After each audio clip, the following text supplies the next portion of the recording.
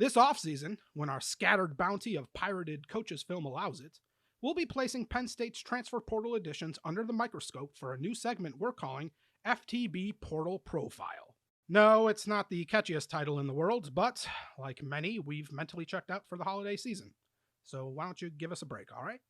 Anyway, this week James Franklin secured a commitment from Dante Cephas, formerly of Kent State, the first out-of-market upgrade at wide receiver for the Nittany Lions, but probably not the last. Without examining a second of film, a quick Google search reveals that Cephas provides something sorely lacking from Penn State's 2023 wide receiver room, that being a proven productive pass catcher.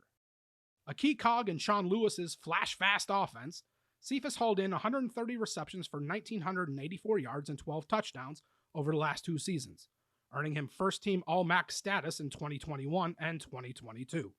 Much like Mitchell Tinsley from Western Kentucky, Cephas is leaving an air raid system in which receivers lined up in ridiculously wide splits and were asked to execute simplistic option route concepts.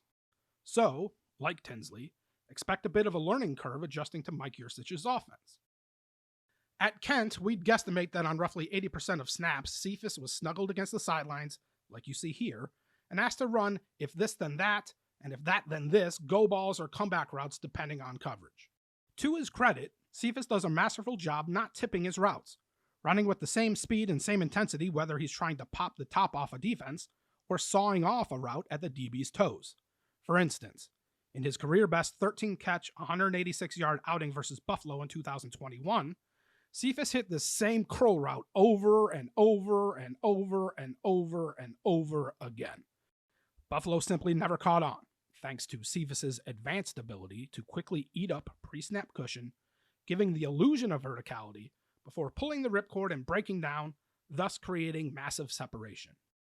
Not blessed with roadrunner speed or Herculean physicality, Cephas still manages to consistently separate from defenders by leaning on his short area acceleration, technical route running, and a thick catalog of releases. This dude could conduct a masterclass on how to get open, something Penn State's wideouts didn't do enough of this past season. When Cephas wins, which is often, it's usually within the first second or second and a half post-snap. Heck, some of the more impressive reps we clipped, Cephas wasn't even targeted, like this dig route, where Cephas uses what's called a double tap or double up release against a corner playing inside leverage pre-snap. Now, before we all suffocate on all this sunshine pumping, we should mention that Cephas is an inconsistent ball catcher, a guy who sometimes allows throws to enter his chest instead of plucking passes out of the air with his hands. For his career, PFF docked Cephas with 14 drops. And unlike Tinsley, whose Western Kentucky tape was filled with dozens of Cirque du Soleil catches, Cephas routinely came up short of pulling off the spectacular on film. Now, to be fair, these would be high degree of difficulty receptions, but they are the type of receptions that we've grown spoiled seeing Penn State receivers bring down in recent years.